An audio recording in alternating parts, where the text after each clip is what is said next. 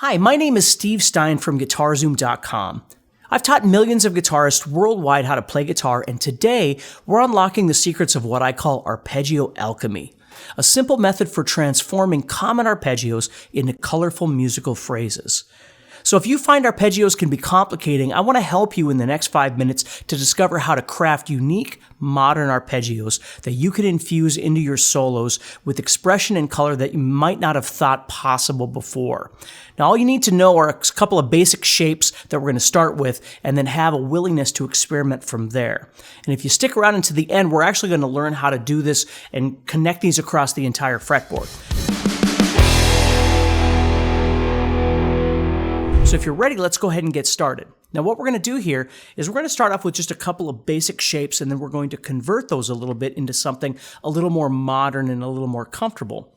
So what we're going to do here is start off with the G major arpeggio here at the 10th fret. I'm going to start with my pinky on G, okay, and then I'm going to build this shape right here. So I'm playing G, B, D, G, B, D. We call that a root, a third, and a fifth. And it's okay if you don't know your theory, but I'm simply taking a G chord and I'm breaking it apart, which is what an arpeggio is basically a chord that you've broken into individual notes. So as I play this, I'm playing this G chord broken up, okay? Playing the root, third, fifth, root, third, fifth, so 2 octaves. Now, the great thing about learning the stuff that we're going to be talking about is that everything that we're doing here can function over G major, but it can also function over the relative minor, which is E minor. So if you play a lot in E minor, maybe you play rock or metal or something like that, anything that we learn in G major is also going to be useful in E minor. And the reason being is we're not going to worry so much about just playing the root, the third, and the fifth of a particular chord. We're going to try and give this color, and we're going to try and give it shape so it sounds a little more modern, and then you can adjust this however you need to so it makes sense in your brain so you can replicate it when you're soloing.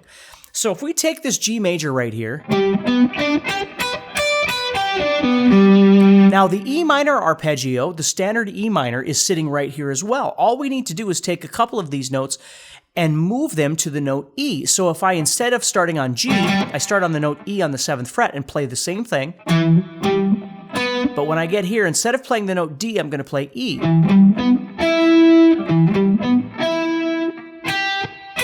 And then here, again, I've got a D, so I want to play E instead. So I have...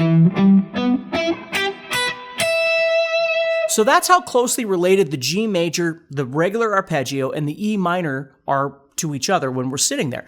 Now, what we want to do is we want to convert some things. So let's go back to this shape that we've got here. I'm going to start with the G shape right here. And the first thing I want to do is I always think when it comes to making something sound a little more unique or a little more colorful, is I like to expand it, a little more space in there. So I always think if you go back to, again, I love it all, but if you go back to 70s style licks and things like that, everything tends to be kind of closed in, a kind of a closed position on the guitar. And as you get more modern with your playing, you see players kind of opening up and covering more distance across the guitar. So that's what we want to do with this arpeggio right here, is instead of just playing that right there, what we're going to do is just change a couple of notes here and make it more interesting. So I'm going to start on that G. This time what I'm going to do is I'm going to start on my 3rd finger, though, instead of my pinky, and you can adjust this however you need to. And instead of going to this note, I'm going to go to this note right here. Now this, we call in music, we call this the major 7th, and it's, again, okay if you don't know that, but what you'll notice is it's just a half step from the G or the root that we're playing. And it creates some wonderful tension in there that adds some color into this traditional shape. And in order to do that, we now have 2 notes on 1 string. Instead of having single notes on each string, we have that on there as well. So you just have to get comfortable with the fact you have 2 notes on this string. Now, because I'm playing this 11th fret, it's kind of propelled me this direction on the guitar. So the next thing I'm going to do is I'm going to go to this note, which we were using before. Okay, right there. This is the G. But instead of going to it with our middle finger, we're now on our 1st finger. So now I'm going to head over here, and I'm going to add in the B right here. over on this side. So now I have... And then I'm going to keep going with simply creating a shape. I'm playing 8 and 12 right now, so I'm going to go to the first string and play 8 and 12 again. So I have...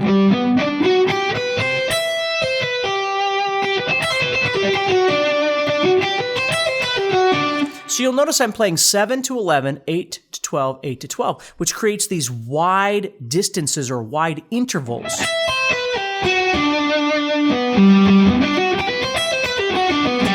Which sound really unique. Now the beauty of that is that anytime you can add in the notes in the middle if you choose to. Let's say we want to move from this arpeggio idea into a scale idea. I could take this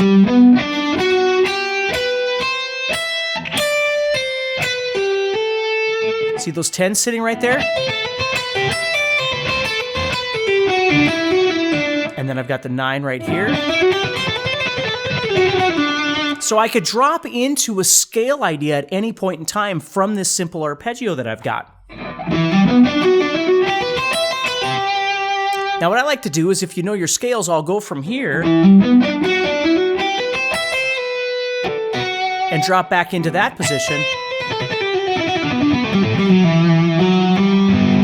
And then I can go back into my arpeggio. Hey, I'd like to give you a free pass to my best courses that will take your playing to the next level fast. Just go to GuitarZoom.com and get started for free. And there's also a link in the description. Thanks. Simple arpeggio idea, and you're expanding it. And when you expand it, you have all of these other options kind of within that arpeggio that you can go to at any time. This is why exploration and practice is so important, is you can take the simple idea. You could just take this outline and play that. Now I'm ending on an E right now, okay, which might sound great over that G, or I've got to make some choices here. Maybe I move from that and I drop back here to the D, which is part of the G chord, and it would resolve. Or maybe I slide up to the G if I feel the need to resolve it. Now, what I like to do a lot of times is I'll just move into the scalular thing I was showing you before when I leave this.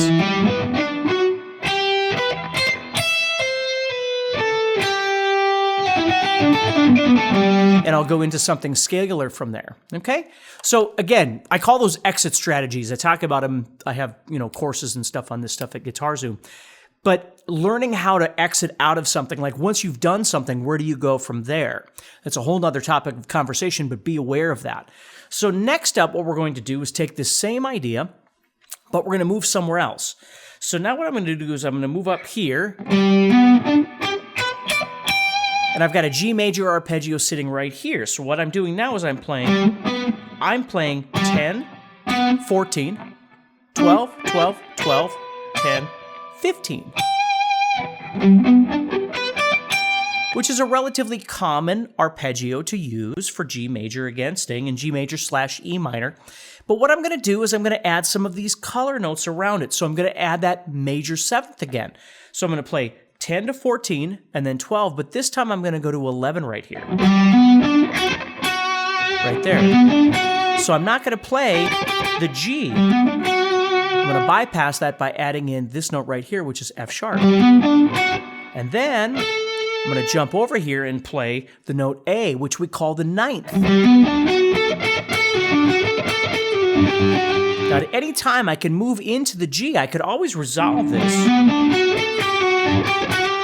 by moving in there. If I feel the need to, if my phrase is coming to an end or something like that. But I want to keep going. So I have 10, 14, 12, 9, 14. And then we're going to go to the 12 here. Okay. And then here, we're going to go to the 10. But then we're going to go to the 14 here instead. This is the major 7th again, 1 octave higher. So I have...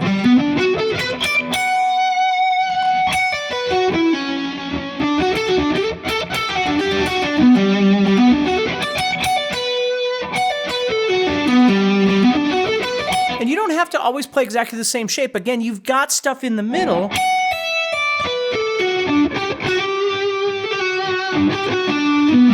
that you can go to if you choose to. I can resolve it by going to the G, of course. And I could play something in a scalar sense or whatever it might be. So those are two really great places to begin for now. It's just exploring this. Now, if you were playing over E minor, you could take the same...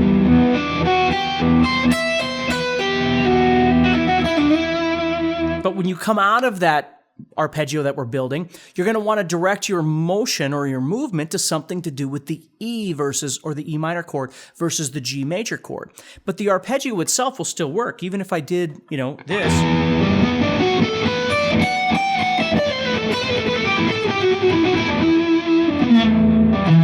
You know, I can direct myself towards something to do with that E minor. So if you think about two things, number one, you're adding new notes into it to create color, and you're adding space, distance, or intervals that are a bit wider that makes it sound a little more modern, which sounds really neat. Okay, so those are the two things I want you to think about for arpeggios. Now what we're going to do is we're going to look at how to kind of connect these across the fretboard. All right, so here's our first arpeggio. Here's our second arpeggio. And what I want to do is start learning how to visualize the two of these, kind of combining them together. So if I move from here,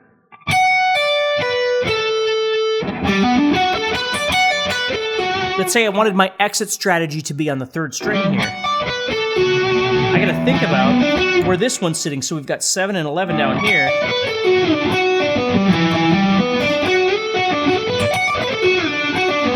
See how they can connect together that way? So you've got to kind of define in your mind where you want the transition to happen, on the first string or the second string or something like that. Now you could do all of them, but you need to start developing comfort in the shifting or the exit of an idea. So as I play, if I'm up here, okay, I already know if I play, I have 14, 10, and then 12 on the next string. Down here I've got 8, 12. So the 12 might be a great place to exit out of.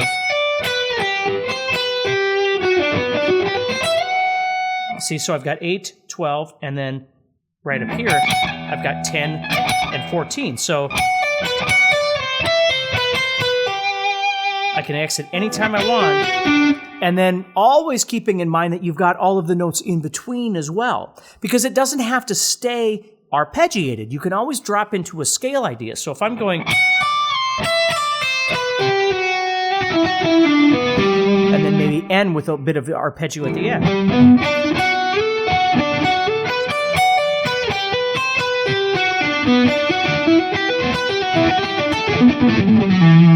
And then you just have to decide how much of that playing you want, you know, in whatever style or context that you're trying to play in. You know, you might start off playing in G,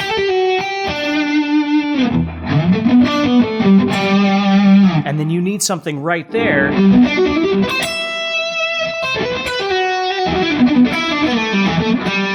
And then you're back again into some sort of scale thing. Thank you for watching this video. If you're enjoying this video and you'd like to support the channel so we can continue to bring you more free content, please take a moment to subscribe to the channel and turn on notifications, and let me know what you think in the comments below. Also, if you'd like more in-depth training and courses, go to guitarzoom.com and get started for free today.